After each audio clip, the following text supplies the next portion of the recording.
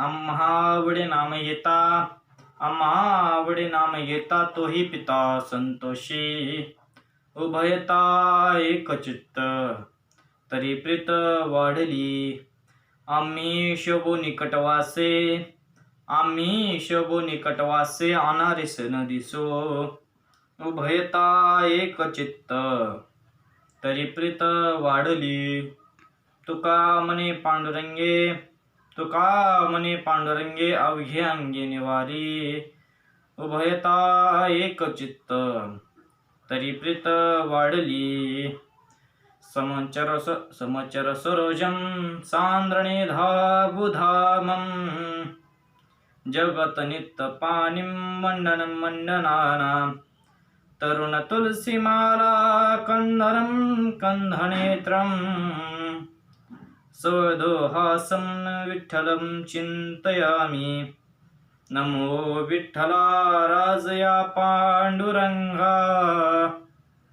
नमो रुक्मिणी माऊली ज्ञानगंगा. नमो पुंडलिका, नमो चंद्रभागा. नमस्कार माझा रुक्मिणी पांडुरंगा. महायोग पीठे तटे भीमरथ्यं.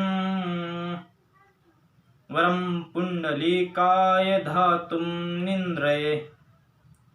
समागष्टतिष्ठं तमानन्दकन्धं. परब्रह्मलिंगं भजे पांडुरंगं.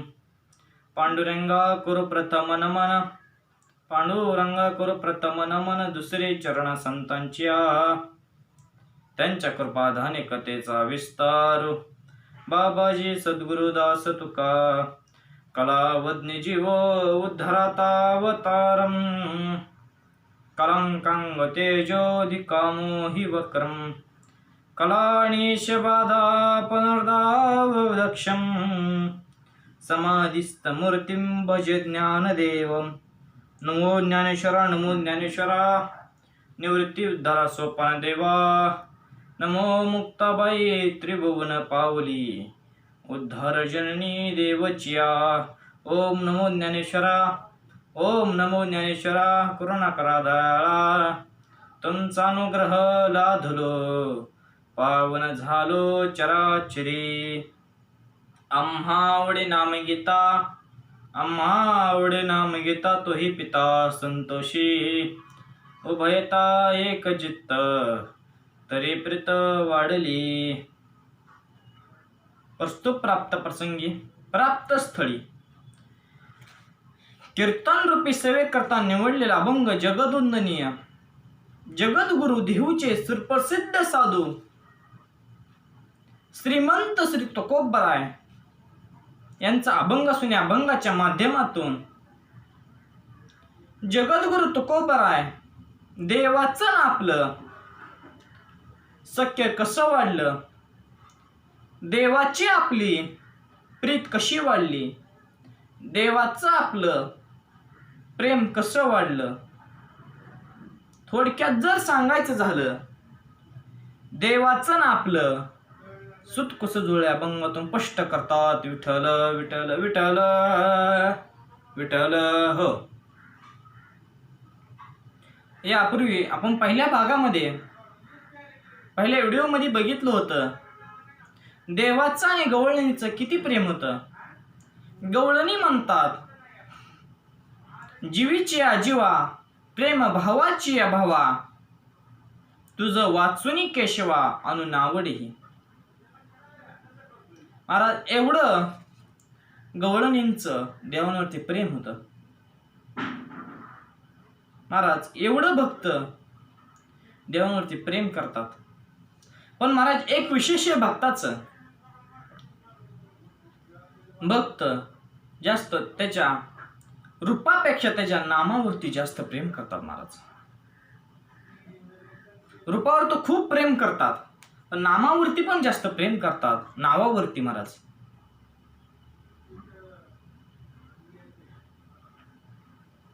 ते कसं तर सांगतो. महाराज कुणी नामावरती प्रेम केलं, कुणी नावावरती प्रेम केलं देवाच्या, तर संत तुकोबराय. महाराज देह गेला तरी हाडे विठ्ठल विठ्ठल बोलत होती. दृष्टांत सांगतो, भजन करा विठ्ठल विठ्ठल विठ्ठल विठ्ठल विठ्ठल. हो. चोखोबरायांचं गाव मंगळवेढा. महाराज मंगळवेळेच्या गावाच्या भिंतीचं काम चालू असतं. काम चालू असताना सर्व गावकरी त्या कामावरती असतात. महाराज तिथे चोखोबराय देखील असतात. भिंत ढासळते आणि सर्व गावकरी त्या भिंतीखाली चिरडून मारतात. देह जातो. चोखोबरायांचा देखील देह जातो. ही बातमी पांडुरंग परमात्म्याला कळते. पांडुरंग परमात्म्याला बातमी कळाल्यानंतर पांडुरंग परमात्मा नामदेव महाराजांना सांगतात, अहो नामदेव महाराज, तुम्ही मंगळवेढा येथे जावा आणि चोखोबरायांची हाडे घेऊन या, हस्ती घेऊन या. असं म्हटल्यानंतर नामदेव महाराज जातात. गेल्यानंतर महाराज नामदेवरायांना चोखोबरायांची हाडे कुठली ती समजत नाहीत. नामदेवराय वापस येतात आणि पांडुरंग परमात्म्याला सांगतात, देवा मला माफ कर रे, मी चोखोबरायांची हाडे आणू शकलो नाही, कारण की मला चोखोबरायांची हाडे कुठली ती ओळखता आली नाहीत. देव म्हणतो, अहो नामदेवा, ज्या हाडांमधून विठ्ठल विठ्ठल असा आवाज निघेल ती हाडे चोखोबरायांची. नामदेव महाराज जातात आणि ते हाडे घेऊन येतात. आजही तुम्ही पंढरपूरला गेला ना, नामदेव पारीची जी समोरची समाधी आहे ती संत चोखोबरायांची. साक्षात पांडुरंग परमात्म्याने ती समाधी बनवलेली आहे, केलेली आहे. दुसरं उदाहरण बघायचं झालं हनुमंतरायांना तर महाराज पृथ्वी मोलाचा हार दिला होता सीता मातेने. त्या हारामध्ये 9 रत्न होते. एका रत्नाची किंमत अख्ख्या पृथ्वी एवढी होती. असे 9 रत्नाचा हार होता. महाराज हनुमंतरायांनी ते हार घेतला आणि झाडावरती येऊन बसले आणि त्या हारामधला एक मणी घ्यावा, दाताने फोडावा आणि बघावं त्याच्यामध्ये राम नाम आहे का. नाही महाराज, नाही दिसलं, टाकून द्यावा. महाराज असा 9 रत्नाचा हार दाताने फोडून टाकला. महाराज एवढं भक्त देवाच्या नामावरती प्रेम करतात, देवाच्या नावावरती प्रेम करतात. आता तुम्ही म्हणता देवाचा अधिकार काय, देवाची सत्ता काय. माऊली ज्ञानोबारायांनी देवाचा अधिकार, देवाची सत्ता ही काय आहे ती ज्ञानेश्वरीमध्ये लिहिलेलं आहे. तर काय म्हणतात माऊली ज्ञानोबाराय, म्या बोलिविल्या वेद बोले, म्या चालविल्या सूर्य चाले, म्या हलविल्या प्राण होले, तो जगात चालिती, जो जगात चालिती. तुझ्या सत्ते वेदाशी बोलणे, सूर्याशी चालणे तुझ्या सत्ते. एवढ्याची सत्ता, एवढा याचा अधिकार. पण महाराज भक्त दिसला रे दिसला, आपण कोण आहोत, आपला अधिकार काय आहे, आपली सत्ता काय आहे, हा सर्व विसरतो. भक्तीसाठी, भक्ताच्या प्रेमासाठी भक्ताची बहीण देखील होतो आणि भक्ताच्या पत्नीचे बाळातपण देखील करतो. कुणाचे केलं महाराज, चोखोबरायांच्या पत्नीचं बाळातपण केलं. कसं महाराज, तर उदाहरण सांगतो, भजन करा विठ्ठल विठ्ठल विठ्ठल. हो. महाराज चोखोबरायांची आषाढी वारी जवळ आली होती. आषाढी वारीना जायचं होतं चोखोबरायांना, पण महाराज चोखोबरायांची पत्नी गरोदर. काय करावं. पत्नी म्हणाली, अहो तुम्ही जावा, माझा तसा नाकार नाही, पण जाताना तुमच्या बहिणीचे गाव लागते, जाता जाता बहिणीला निरोप द्या, अगं असं असं आहे, इकडे अडचण आहे, तू जा म्हणून असं सांग. चोखोबराय म्हणाले, हो मी सांगतो, जाताना तिला देतो इकडे पाठवून. अशी मनाने चोखोबराय निघून गेले. गेल्यानंतर महाराज चोखोबाई नामचिंतनामध्ये दंग होतात. त्यांच्या बहिणीचे गाव केव्हा निघून जाते हे देखील कळत नाही. विठ्ठलच्या पांडुरंग परमात्म्याला काळजी लागते. पांडुरंग परमात्मा चोखोबाईंच्या बहिणीचे रूप धारण करतो आणि मंगळवाडी येथे जातो. महाराज त्या चोखोबाईंच्या पुत्राचं नशीब किती बघा, आणि तो किती महान होता. जन्मल्यापासून पांडुरंगाचे नाव मुखामध्ये होते. विठ्ठल विठ्ठल असं नाव मुखामध्ये होतं. त्यांच्या जिभेवरती विठ्ठल असं नाव कोरलेलं होतं. महाराज पांडुरंग परमात्मा तिथे 26 दिवस राहिला आणि 26 दिवस महाराज त्या बाळाचे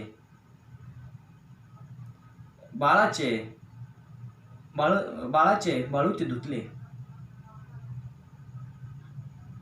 महाराज कसलाही कमीपणा न देता महाराज गोरोबा काकाचे हात तुटले.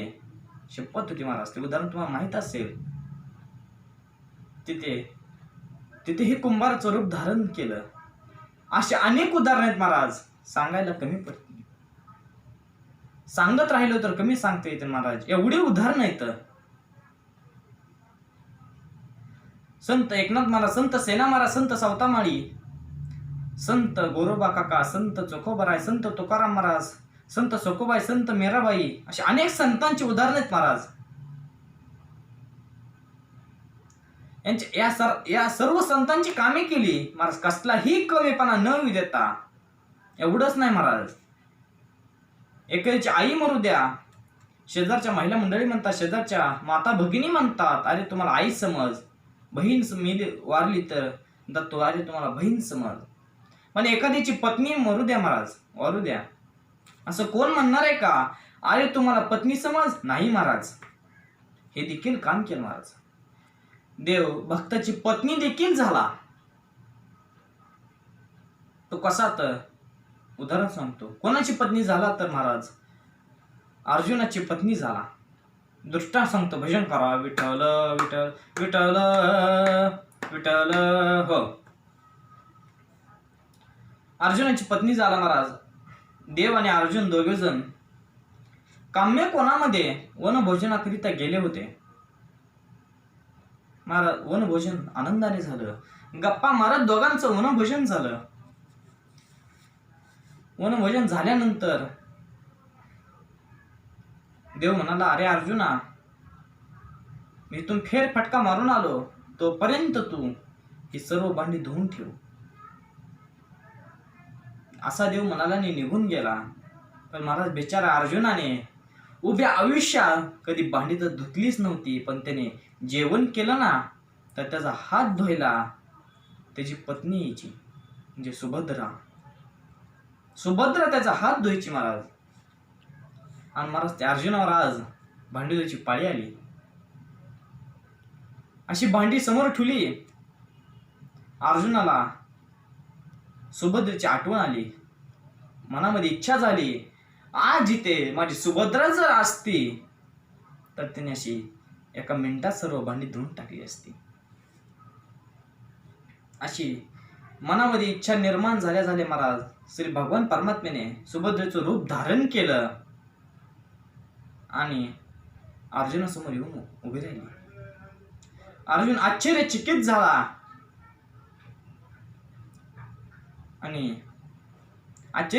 झाला आणि म्हणाला, अगं सुभद्रे, तू इथे कशी काय? असं म्हटल्यानंतर सुभद्रा म्हणाली, अहो, माझ्या भावाला साऱ्या जगाच्या मनातलं कळतं, तसं मला माझ्या पतीच्या मनातलं कळू नये. असं म्हटल्यानंतर अर्जुन खुश झाला महाराज. सुभद्रा म्हणाले, अहो पण तुम्ही माझी आठवण कशासाठी काढली होती? अर्जुन म्हणाला, काही नाही ग, एवढी भांडी धुवायची होती. महाराज जगाच्या मालकाने अशी नजर फिरवतात महाराज, क्षणा अर्धामध्ये भांडी धुवून झाली.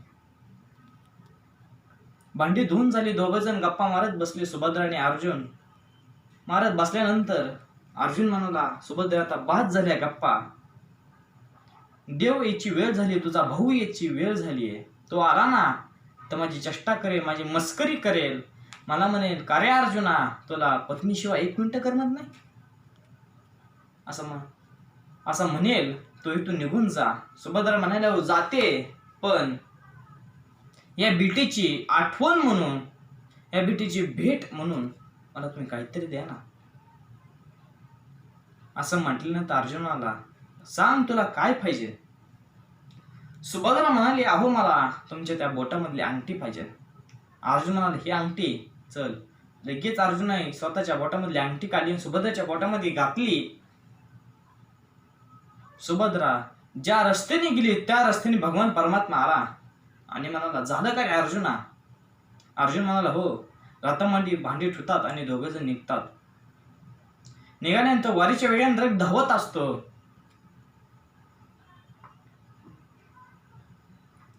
वारेच्या वेगाने रथ धावत असतो. धावत असताना एकदा महाराज देव असा मुद्दा म्हणून बोट वरी करायचा. एकदा झालं, दोनदा झालं, आज तिसरी वेळेला नेमकं अर्जुनाने ती बोटामधली अंगठी बघितली. अर्जुनाच्या काळजामध्ये लग झालं. भेला अरे म्हणाला ही तर अंगठी आपण सुभद्रेला दिली होती, पण देवाच्या हातामध्ये कस काय आली. मनामध्ये चिंता वाढली, विचार करू लागला. असा विचार करत करत जसा राजवाडा समोर आला तसाच महाराज अर्जुनाने रथामधून उडी टाकतो आणि पळत सुभद्रेच्या महालाकडे पळत जातो. बूट काढत नाही, काय नाही, तसाच महाराज तोंडात पाय न धुता तसाच पळतो. सुभद्रा तिच्या महालामध्ये असते. हाक मारतो सुभद्रे सुभद्रे. सुभद्रा म्हणते अहो काय झालं, तुम्ही बूट काढलं नाही, तुम्ही चप्पल काढली नाही, तुम्ही हातपाय तोंड धुतलं नाही, थेट माझ्या महालामध्ये कस काय झाले. अर्जुनाला अगं सुभद्रे तुला मी मागा ती अंगठी दिली होती ती कुठे. सुभद्रा म्हणाली अहो कुठली अंगठी, केव्हा तुम्ही मला अंगठी दिली होती. अर्जुन म्हणाला अग तू मागा मी तुझी आठवण काढली, त्या टायमिंगला तू काम्या कोणामध्ये आली होती आणि तिथे तू भांडी धुतल्या, पण थोडे वेळ गप्पा मारल्या. त्या टायमिंगला तुला म्हणलं होतं मी जा, तेव्हा तू म्हणाली अहो या भेटीची भेट म्हणून काहीतरी द्या. तेव्हा म्हणलं तुला काय पाहिजे. ती म्हणत मला तुमच्या बोटातली अंगठी पाहिजे. तेव्हा मी तुला दिलेली अंगठी ती कुठं आहे. असं म्हटल्यानंतर सुभद्रा मध्ये अहो नाही मी आलेच नव्हते काम्या कोणामध्ये, तर अंगठी कुठली. महाराज दोघांचं भांडण पेटतं, खूप भांडण होतं. देव येतो आणि सुभद्रे म्हणतो अगं सुभद्रे काय झालं. सुभद्रा म्हणते अरे बघ ना दादा हे उगीच मला भांडतायत, हे अंगठी कसली तरी मागतायत.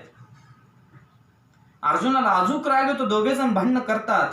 अजूक देव असा हाताची घडी घालून दोघांचे भांडणं बघत असतो. आणि भांडणं जरा शांत होत आल्यानंतर महाराज देव म्हणतो का रे अर्जुना ती हिला जी अंगठी मागतो ती हीच का. अर्जुन म्हणतो हो देवा पण ही अंगठी तुझ्याकडे कशी काय आली. देव सांगतो ज्या टायमिंगला तुझ्या मनामध्ये इच्छा निर्माण झाली सुभद्रेची, त्या टायमिंगला मी सुभद्रेचं रूप धारण केलं आणि तिथे आलो. असं म्हटल्यानंतर महाराज अर्जुनाच्या डोळ्यामध्ये पाणी येतं, फळकळ डोळ्यामधून पाणी वाहू लागतं. तसाच महाराज अर्जुन देवाच्या पायावरती लोटांगण घालतो. महाराज भक्ताचं देवांवरती एवढं प्रेम आहे, देवाचं भक्तांवरती एवढं प्रेम आहे. विठ्ठल विठ्ठल विठ्ठल विठ्ठल हो. मग भक्तांनी तुकोबारायांना प्रश्न विचारला अहो तुकोबाराय तुमच्या आणि देवाच्या मैत्रीचं, तुमच्या आणि देवाच्या प्रेमाचं कारण काय आहे. तुमच्यावर देव एवढं मैत्रीत्व का करतो. मग तुकोबारायांनी अभंगाच्या प्रथम चरणामध्ये सांगितलेलं आहे आम्हा आवडे नाम घेता तोही पिता संतोषे. मग तुकोबाराय म्हणतात आमच्यावर देव एवढा फिदा असल्याचं कारण एकच आहे, त्याला नाव घेतलेलं खूप आवडतं. मला एखादा भक्त देवाला केव्हा आवडतो, त्या भक्ताची अवस्था कशी व्हावी लागते. विषय तो त्यांचा झाला नारायण नावडे जनधन माता पिता. विषय तो त्यांचा झाला नारायण. नावडे जनधन माता पिता. नावडे जन, नावडे धन, नावडे माता, नावडे पिता. त्या भक्ताची अवस्था अशी व्हावी लागते. महाराज असाच एक भक्त आहे संत कुर्मदास. दृष्टांत सांगतो, भजन करा विठ्ठल विठ्ठल विठ्ठल विठ्ठल. हो, अरे संत कुर्मदास, त्यांना आई नाहीत, वडील नाही, भाऊ नाही, बहीण नाही, कोणीही नाही महाराज. महाराज त्यांचा देह जर तुम्हाला बघा सांगतो, त्यांचा देह कसा होता. दोन्ही हातही नाहीत आणि दोन्ही पायही नाहीत. लाकडाच्या ओंडक्यासारखा देह आणि सतत मुखामध्ये पांडुरंगाचं नामस्मरण. महाराज एक क्षणही त्यांच्या मुखामध्ये असं पांडुरंगाचं नाव नव्हतं म्हणून नव्हतं. सारखं सतत विठ्ठल विठ्ठल असं नामस्मरण. आणि कोणी गावातल्या लोकांनी, चांगल्या लोकांनी तोंडामध्ये भाकर घातली तेवढीच खावी, तर अशा मंदिरा पारावरती बसलेल्या लोकांनी टिंगल टावळकी करावी. अरे कुर्मदास, खाल्लं का? जेवण केलं का रे? बघ आम्ही कसं खातो, मग आम्हाला कसे 2 हात येतं. असं कुर्मदासांना म्हणावं, कुर्मदासांना वाईट वाटावं. काय रे देवा, काय असं माझ्या बाबत काय केलं तू? असं कुर्मदासांना वाटावं. तेवढंच वाटावं पुन्हा सतत पुन्हा नामस्मरणामध्ये दंग कुर्मदास. एकदा असंच गावामध्ये अखंड हरिनाम सप्ताह चालू होता. सप्त्यामध्ये पहिलं कीर्तन महाराज संत भानुदास महाराजांचं होतं. एकनाथ महाराजांचे पूर्वज भानुदास महाराज. त्या टायमिंगला भानुदास महाराज खूप हे होते, महंत. भानुदास महाराजांची कीर्तन, भानुदास महाराजांचं कीर्तन आहे. असं गावामध्ये चर्चा उठली. सर्व गावकऱ्यांनी कीर्तनाला जायचं असं ठरवलं. संत कुर्मदासांना वाटलं आपणही कीर्तनाला जावं, आपणही कीर्तन ऐकावं. गावामधून जे टोळकीच्या टोळकी कीर्तना निघू लागले. जात असताना काही लोकांनी म्हणावं, चांगल्या लोकांनी म्हणा, अहो कुर्मदास, तुम्हाला घेऊ का मी पाटकळीवर? कुर्मदासांनी म्हणा, अहो न ग, माझी मी येतो, माझा त्रास दुसऱ्या कोणालाही न ग. पण महाराज पहिले रस्ते डांबरी नव्हते, सिमेंट रस्ते नव्हते, डांबरी रस्ते नव्हते. रस्ता कसे असायचे? वाटेमध्ये काटे, वाटेमध्ये दगड असे कार टोकाचे दगड, कुठे खड्डा तर कुठे चिखल. असं गडबडत महाराज संत कुर्मदासांनी कीर्तनाला गेले. कीर्तन ऐकलं. भानुदासांनी, संत भानुदास महाराजांनी सांगितलं कीर्तनामध्ये, विटेवरचा पांडुरंग परमात्मा खूप दयाळू आहे. पाय नसणाऱ्याला पाय देतो, हात नसणाऱ्याला हात देतो. असं ऐकलं. कुर्मदासांना वाटलं मलाही पांडुरंगाची भेट घ्यायची आहे, मलाही पांडुरंगाला बघायचं एकदा तरी, असं म्हणाले. आणि जसं कीर्तन झालं तसंच महाराज कुर्मदास निघाले, पंढरपूरकडे मार्गस्थ झाले. गडबडत रात्रपासूनच त्यांनी मार्गीक्रमण केलं. निघाले हळूहळू महाराज. पण काही दिवसावरच महाराज आषाढी वारी आली होती. महाराज वारकरी निघाले होते. महाराज ज्या टायमिंगला कुर्मदास गावाच्या वेशीवरती आले, त्या टायमिंगला गावातले वारकरी, सकाळी निघालेले वारकरी तिथे 1 ते 2 तासामध्ये आले. असंच कुर्मदासांनी जात लहुळ या ठिकाणी पर्यंत आले. रस्त्यामध्ये कुणी तोंडामध्ये भाकर घालून तेवढीच खावी. निघाले की आपलं पांडुरंगाचं नामस्मरण करत निघावं. लहुळ या ठिकाणापर्यंत आले, या गावामध्ये आले. कुर्मदासांचं ताकदच संपली महाराज. पुढे जाण्याचं ताकदच संपली. कुर्मदासांना वाटलं बास, आता आपली ताकद चुरली नाही, मग काय करावं असं मनामध्ये विचार येताच महाराज मागून दिंडी आली. दिंडीमध्ये वारकरी होते. वारकऱ्यांच्या मुखामध्ये नामस्मरण होतं. काय नामस्मरण होतं? तर राम कृष्ण हरी जय जय राम कृष्ण हरी. राम कृष्ण हरी जय जय राम कृष्ण हरी. राम कृष्ण हरी जय जय राम कृष्ण हरी. राम कृष्ण हरी जय जय राम कृष्ण हरी. असं वारकऱ्यांच्या मुखामध्ये नामस्मरण होतं असताना महाराज कुर्मदासांनी एका वारकरी बाबांना हाक मारली. अहो वारकरी बाबा.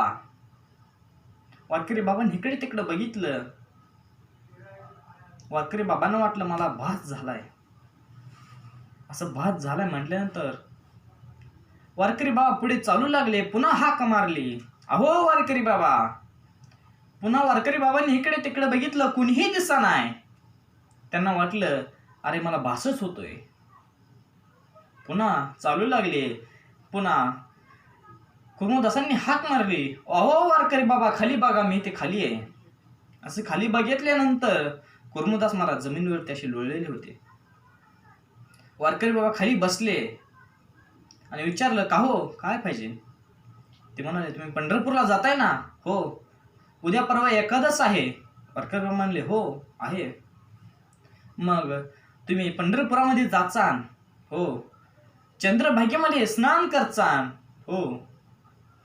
केल्यानंतर तुम्ही पांडुरंगाच्या दर्शनाकरता बारीला उभे राहचान. हो. मग जसं पांडुरंग तुमच्या समोर येईन, जसं तुमचं दर्शन देवापाशी होईल, त्या टायमिंगला तुम्ही काहीतरी मागचाल ना देवाचं दर्शन झाल्यानंतर. वारकरी बाबा म्हणाले हो मागेल. त्या टायमिंगला एक माझ्यासाठी मागा. देवाला म्हणा अरे देवा तुझा लाडका भक्त कुर्मदास लहूळ या ठिकाणी येऊन पडलाय. त्याला एकदा येऊन भेट दे. त्याच्या अंगामध्ये ताकद नाही उरलेली तुझ्यापर्यंत यायची. शक्तीच नाही माझ्या अंगामध्ये आता. एवढा निरोप द्या असं वारकरी बाबांना सांगितलं. वारकरी बाबा पंढरपुरामध्ये जातात. एकादशी दिवशी वारकरी बाबांचं दर्शन होतं. वारकरी बाबा देवाला सांगतात अरे देवा असा तुझा भक्त कुर्मदास लहूळ या ठिकाणी आलेला आहे. असं म्हटल्यानंतर देवाला काळजी वाटते. देव लगेच लहूळ या ठिकाणी जातात. कुर्मदास असे रस्त्यावर पडलेले असतात. महाराज देवाने उचललं आणि आपल्या मांडीवरती घेतलं आणि आपला पितांबर काढला आणि पितांबराने सर्व कुर्मदासांना स्वच्छ केलं. कुर्मदासांना स्वच्छ केलं. कुर्मदास आनंद झाला. कुर्मदासांना आनंद झाला. देव मला भेट द्यायला आला. कुर्मदास तसेच देवाशी गप्पा मारत कुर्मदासांनी देह सोडला. महाराज एवढं भक्ताचं देवावरती प्रेम आहे. हो. भजन करा विठ्ठल विठ्ठल विठ्ठल विठ्ठल विठ्ठल. हो. उभयता मग तुकोबरा दुसऱ्या चरणामध्ये काय म्हणतात. उभयता एक चित्त तरी प्रीत वाढली. जे ते नाम आहे तिथेच देव आहे. म्हणून तर भक्ताच्या देवाची प्रेम वाढते. मग तुकोबराय सांगतात अभंगाच्या द्वितीय चरणामध्ये उभयता एक चित्त तरी प्रीत वाढली. मग तिसऱ्या चरणामध्ये आम्ही शोभो निकटवासे आणारीसे न दिसो. महाराज पत्नीला पतीशिवाय शोभा नाही. पत्नीला पतीशिवाय शोभा नाही. पतीला पत्नीशिवाय शोभा नाही. तसंच महाराज देवाला भक्ताशिवाय आणि भक्ताला देवाशिवाय शोभा नाही. मग तुकोबराय म्हणतात आमची शोभा कशात आहे तर आमची शोभा नामस्मरणामध्ये. आमची शोभा देवामध्ये आहे. आम्ही शोभो निकटवासे आणारीसे न दिसो. महाराज कीर्तन झालं. कीर्तन झाल्यानंतर तुकोबरायांना काही साधकांनी प्रश्न केला. अहो तुकोबराय तुम्ही एवढं पांडुरंगाचं नामस्मरण करता, देवाचं एवढं नाम चिंतन करता, याचा फायदा काय. मग तुकोबराय म्हणतात अभंगाच्या 4थ्या चरणामध्ये तुका म्हणे पांडुरंगी अवघे अंगे निवाली. महाराज शेवटचे जाता तुमचा 1 मिनिट घेतो. महाराज सर्वांनी आईविषयी सांगितलं. सर्व आईविषयी सांगतात. आई मायेचा सागर सर्व आहे महाराज. पण महाराज बापाविषयी कोणीही सांगत नाही. आमच्या शेतकरी बापाविषयी कुणीही सांगत नाही महाराज. जाता जाता 1 मिनिट फक्त बापाचं चिंतन करतो. महाराज, आई पुस्तकामधून समजली असेल, आई चित्रपटामधून समजली असेल, आई कीर्तनामधून देखील समजली असेल, आई पुराणामधून समजली असेल, आई कथेमधून समजली असेल, पण माझ्या शेतकरी बाप कशामधून नाही महाराज सांगितलं जातो. महाराज, आई घराचं मांगल्य असते तर बाप घराचा अभिद्य कणा असतो. आजची तरुण पोरं महाराज वडिलांना म्हणतात, तुम्ही काय केलं माझ्यासाठी? महाराज, तीच तरुण पोरं आज एखादा जर हा व्हिडिओ बघत असेल ना, तर त्याला मी सांगतो, आज रस्त्याची कामं चालू आहेत महाराज. जागोजागी रस्त्याची कामं चालू आहेत. त्यांनी तिथे जावं. रस्त्याच्या कडेला छोटे छोटे झोपडे आहेत महाराज, आणि त्या झोपड्यामध्ये छोटे छोटे कुटुंब आहेत. त्या कुटुंबामध्ये जावं, बघावं. महाराज, दिवसभर त्या मुलांचे आईबाप दगड फोडतात आणि ती लहान लहान मुलं दिवसभर रस्त्यावरती दगड वाहतात महाराज. त्यानंतर महाराज त्या मुलाचं वय आठवावं आणि आपलं वय आठवावं नाही महाराज. आज लग्न सराई आहे महाराज, लग्नाचा सीझन आहे. ह्या लग्न सराईमध्ये एखाद्या मुलीचं लग्न जमू द्या, माझ्या बहिणीसारख्या एका मुलीचं लग्न जमू द्या, आणि त्या मुलीनं महाराज पळून जाऊ द्या दुसऱ्या मुलासोबत. महाराज, ते दुःख काय त्या बापाला दुःख झालेलं असतं ना, फक्त ती महाराज सांगताच येणार नाही. म्हणजे एवढं बापाला दुःख झालेलं असतं महाराज, ते कशामधून सांगितलं जाणार नाही. महाराज, लग्न होऊ द्या, बाप मुलीला असं धाडसाना पाठवतो महाराज. बापाच्या डोळ्यामध्ये कधीही अश्रू नसतात, पण ज्या टायमिंगला मुलगी जाते त्याच टायमिंगला महाराज तिथे एखाद्या खांबापाशी जाऊन महाराज ढसा ढसा बाप रडतो. हा कुणाला दिसत नाही महाराज. बाप मोप फणसासारखा असतो, वरून काटे टोचणारे काटे. जसा बापाचा राग, बापाचा येणार राग महाराज, बाप आपला चिडतो ते कशासाठी? फक्त आपल्या चांगल्यासाठी. बाप आपल्या लहानपणी मारतो कशासाठी? तर चांगल्यासाठी. महाराज, एखादं लेकरू बाहेर खेळू द्या, उन्हामध्ये खेळू द्या, आपली आई म्हणते, आपले वडील म्हणतात, अरे कार्ट्या घरामध्ये येऊन मर. कशासाठी महाराज? ते आपल्या चांगल्यासाठीच ना. उन्हामध्ये लेकरू खेळत असेल तर त्याला ताप येईल, म्हणून आपले आई वडील फक्त आपल्याला चांगल्यासाठी सांगतात. पण आजच ती तरुण पोरं महाराज आई बापांना घराच्या बाहेर काढतात. नाही तसली महाराज आई वडिलाची बेइज्जती करतात. असं करू नका. माझं एवढंच सांगण्याचं तात्पर्य होतं, आई वडिलांना नीट सांभाळा. आई वडिलाची सेवा केली ना महाराज, तुम्ही देवाला सध्या हे करू नका. आम्ही म्हणतो ना, देवाचं नामस्मरण करा, देवाचं नाम चिंतन करा. कसलंही तुम्ही देवाचं नाम चिंतन करू नका, फक्त आई वडिलाची सेवा करा. मरुस तर फक्त आई वडिलाची सेवा केली ना महाराज, तर तुमच्या आयुष्यामध्ये काहीही कमी पडणार नाही. उदाहरण तर बघायचं झालं महाराज पुंडलिकाचं. महाराज, पुंडलिकानं एवढी आव्हाने सेवा करतो. आजही महाराज 28 युगे झाले, अजून ती सेवा करतात. महाराज, मागे वीट भिरकावली, अजूनही देव उभा आहे विटेवर. 28 युग झालं महाराज. जाता जाता एवढंच सांगतो, गाड्यामध्ये पवित्र तुळशीची माळ घाला, एखादाच धरा, आई वडिलांना सांभाळा.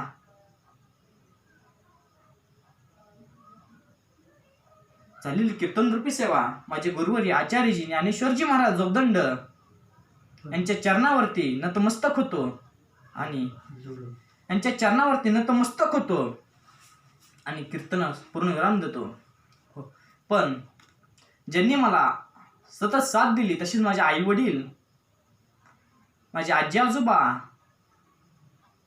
पुन्हा गावातील दक्षिणमुखी हनुमान भजनी मंडळ यांनी महाराज मला सतत साथ दिली. सतेजजी महाराज पाटील यांनी मला सतत साथ दिली.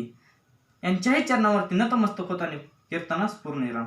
ज्ञानेश्वर माऊली ज्ञानराज माऊली तुकाराम, ज्ञानेश्वर माऊली ज्ञानराज माऊली तुकाराम, ज्ञानेश्वर माऊली ज्ञानराज माऊली तुकाराम. हो.